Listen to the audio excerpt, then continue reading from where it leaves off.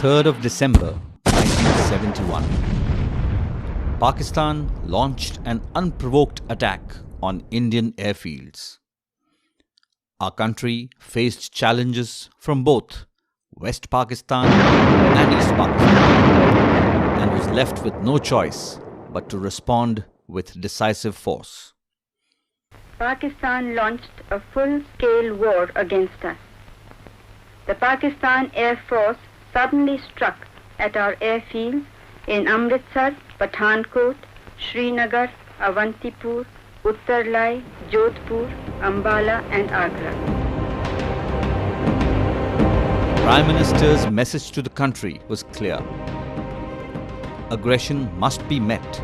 For the Indian Navy, it was a coming of age, a baptism by fire, an opportunity to take the war to the enemy.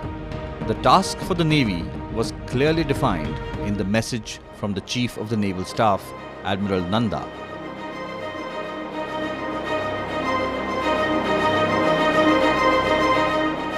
The commander on the western seaboard, Vice Admiral S.N. Kohli, was directed to send a bold and spirited naval force into harm's way to destroy enemy units and harbour installations.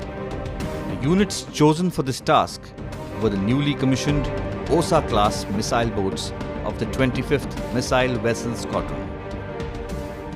Though designed for coastal defence, these missile boats packed a formidable punch if deployed audaciously with ingenuity and daring, and emphasis on surprise and perfect timing. What followed became a glorious chapter in the history of the Indian Navy.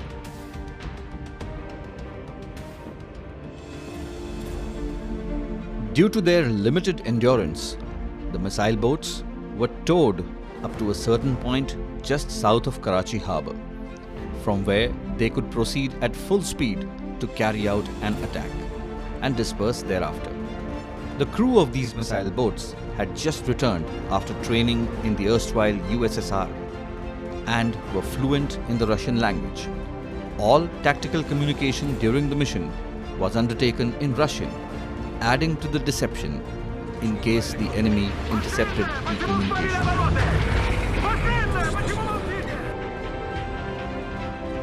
The ships headed north in an arrowhead formation, hugging the Saurashtra coast before breaking out.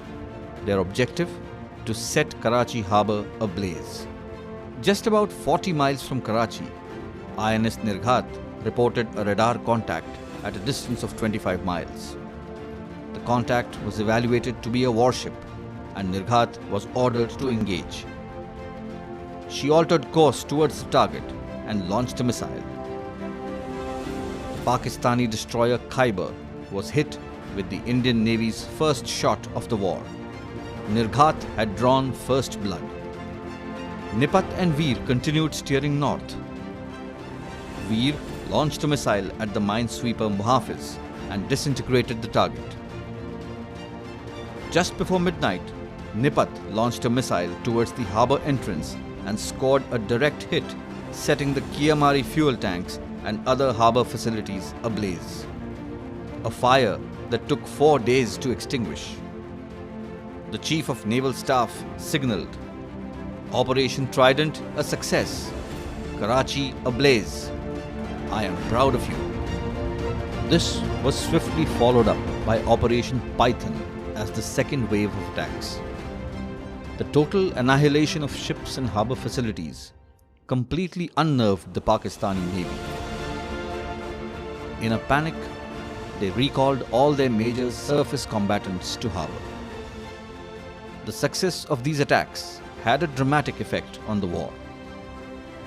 The Indian Navy had accomplished the assigned task in style, and within the next few days of the war, a naval blockade was also imposed.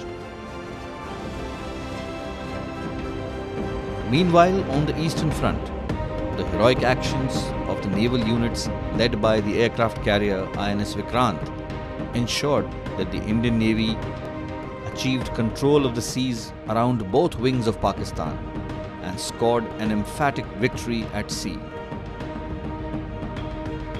The country finally tasted triumph when General A.K. Niazi capitulated on the Eastern Front and signed the Instrument of Surrender on the 16th of December 1971. The stunning success of the Indian Navy's Operation Trident brought glory to the service, and the 4th of December is fittingly commemorated as the Navy Day, the day when Karachi was set ablaze.